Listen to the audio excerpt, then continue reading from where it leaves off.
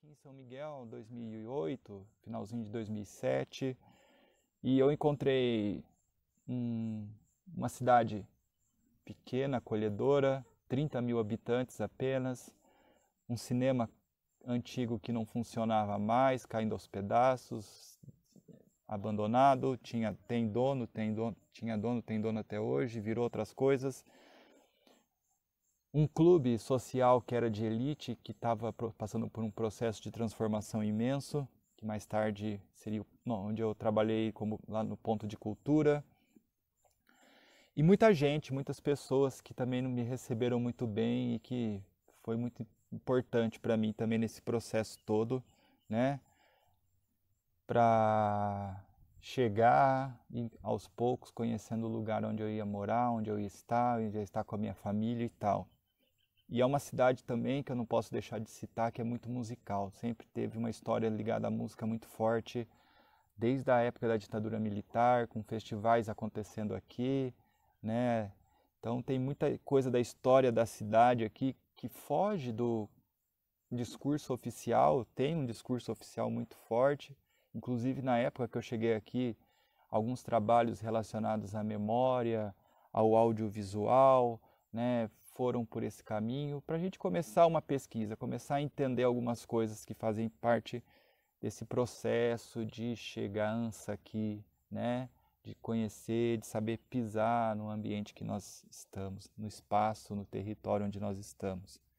A gente começou fazendo algumas coisas aí, como eu falei para vocês, então, muito em cima da história mais oficial da cidade, seus mitos, seus processos aí fundadores, toda aquela história que a gente ouve em todos os lugares, né, de estrangeiros que chegam aqui e tal, né? Mas também a cidade também eu não posso deixar de citar, ela tem uma coisa muito forte com a Igreja Católica, até o nome mesmo já diz isso, mas ela também tem muita coisa que não foi contada ainda de uma maneira mais organizada, vamos dizer assim, né? Tem coisas ali e aqui assim. E todo esse processo meu de chegança aqui na cidade, né? De conhecer esse espaço, de conhecer esse ambiente, então foi importante aí para a gente começar a fazer nossos primeiros trabalhos, muito ligado à área de memória, ao audiovisual e à fotografia. A produção de uns pequenos documentários sobre uma pessoa que foi uma incentivadora sem ela saber, né? Um senhor que fazia uma festa de Dia das Crianças, que queria que eu ficasse filmando aquela festa lá para as crianças que ele fazia, e de repente isso abriu portas que nem eu e nem ele imaginava que seria possível que abrisse. Aí veio o encontro com um escritor aqui da cidade que escrevia na linguagem do caipira, o tio Miguel, que também foi importantíssimo para o meu processo aqui na cidade. Depois surgiu uma oportunidade diante de um contexto, né, de festa do padroeiro aqui da cidade, para fazer um documentário sobre a igreja matriz aqui da cidade, a Igreja Católica, e tudo isso foi importante para a gente ir abrindo leques, abrindo possibilidades, né? E foi por aí que a gente foi chegando aqui na cidade de São Miguel, e é por aí que a gente vai continuar a nossa prosa, Lembra que eu falei lá no comecinho, né? A primeira vez que eu tinha ouvido falar de Ponto de Cultura foi lá em Londrina, e de repente surge um edital para premiar 300 projetos de Ponto de Cultura aqui no estado de São Paulo. Fomos até São Paulo, inclusive, na época. A gente foi lá para ouvir o nome das pessoas que iriam, essas cerimônias, né, que fazem anunciando os vencedores de um concurso. E a gente estava lá no meio dos caras que ganharam. A gente já começou a conhecer pessoas de outros lugares, de outras cidades por ali. E o Ponto de Cultura tem uma força que só quem vivenciou talvez tenha noção às vezes do que acontece dentro desse processo do Ponto de Cultura, que ele é maravilhoso e não sei nem como explicar, né? Mas ele, como o próprio Gilberto Gil, Célio Turino falavam na época que criaram, né, esse mecanismo aí de política cultural, é uma massagem no ego da cultura naquelas pequenas localidades que sempre foram esquecidas, mas que tem uma potência cultural tão grande ali, e que precisa às vezes só de uma sistematização de um projeto para que ele aconteça. E foi o que a gente fez com o nosso projeto aqui. Quando eu encontrei o Clube Bernardi Júnior aqui na cidade de São Miguel, ele estava em reforma. Eduardo me recebeu lá uma vez e aos poucos eu fui chegando, fazendo algumas coisas. Lá tinha um festival de música, tem até hoje, né? Hoje em dia, com essa pandemia louca que a gente vive, tá online o negócio. Mas o clube sempre foi a casa do Festival Holoterra de MPB também, que é um importante projeto aqui da cidade. Aqui é uma cidade muito musical, como eu já disse. Então tudo isso foi acontecendo, a gente sistematizou num projeto chamado Ponto de Cultura Viva o Clube. Um clube que sempre foi para a elite da sociedade de São Miguel, até anos atrás, e passou por um processo de democratização que está gerando frutos e depois a gente pode falar um pouquinho mais sobre isso. A gente sistematizou nosso projeto em 4 núcleos. Era o núcleo audiovisual, que era o que eu estava na minha pegada de trabalho, né, fortalecendo. Um núcleo de eventos, porque a gente entendia que tinha que trazer oficinas. Eventos não é no sentido assim de gente que vem aqui, só pega o dinheiro e vai embora, não. Mas que tinha que trazer oficinas, promover oficinas para uma formação cultural. Nisso a gente já estava trazendo um pouco do que lá em Londrina a gente tinha vivido. A importância de uma oficina, né? De vir um mestre, de vir um cara para democratizar um conhecimento e como isso é potente, porque isso deixa, é pedagógico, ele deixa, né? A ideia era justamente, né, investir nas raízes, né? Investir numa base, porque depois os sujeitos culturais, né, se apropriassem daquela discussão toda e andassem, né? É pedagógico, é processo educacional isso. Não é nenhuma novidade que a gente está fazendo, não estamos inventando a roda, a gente sempre fala isso aqui. Um núcleo de música, a cidade ela é musical, só que os músicos da cidade nunca tinham um espaço adequado para ensaiar, a gente equipou uma sala de ensaio que só gastando muito é que podia conseguir um espaço como aquele, com bateria, com sistema de som, microfones, e isso até hoje é importante aqui na cidade. Isso que eu estou falando de 2009, gente. Mas você vê como o Ponto de Cultura ele é potente.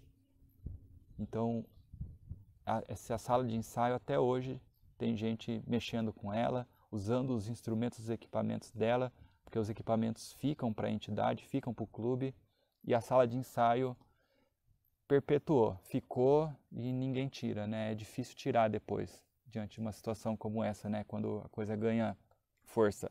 E o núcleo de comunicação.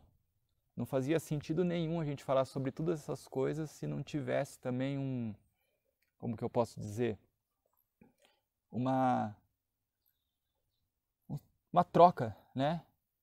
Para o público saber o que estava acontecendo ali dentro do Ponto de Cultura, para a gente veicular os nossos trabalhos, para que o público chegasse até eles também.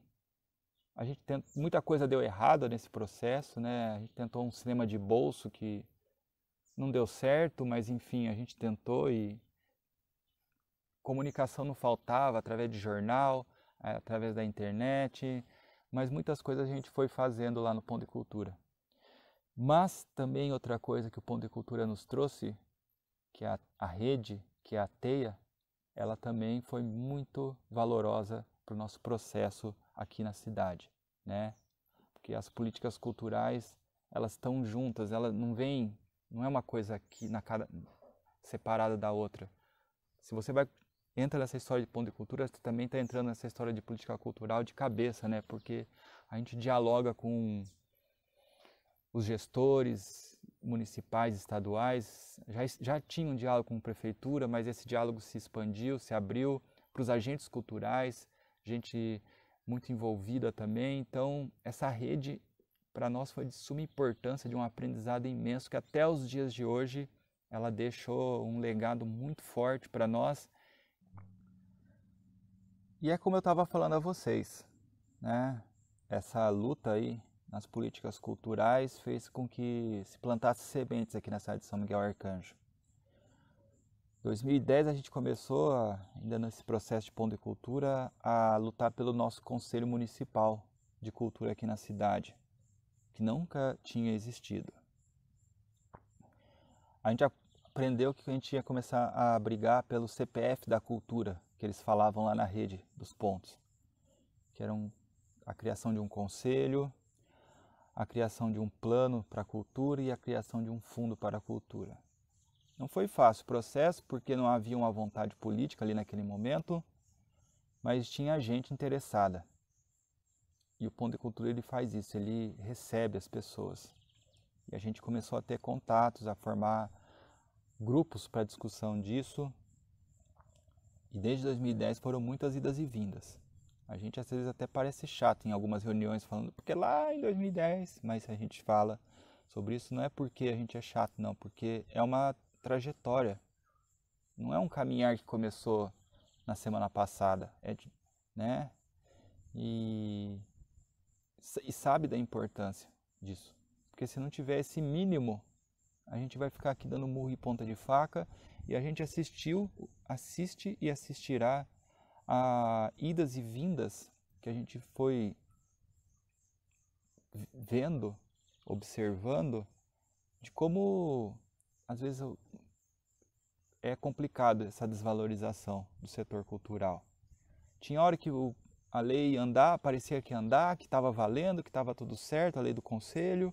De repente chegavam e falavam um item está errado, o jurídico já voltava tudo para trás.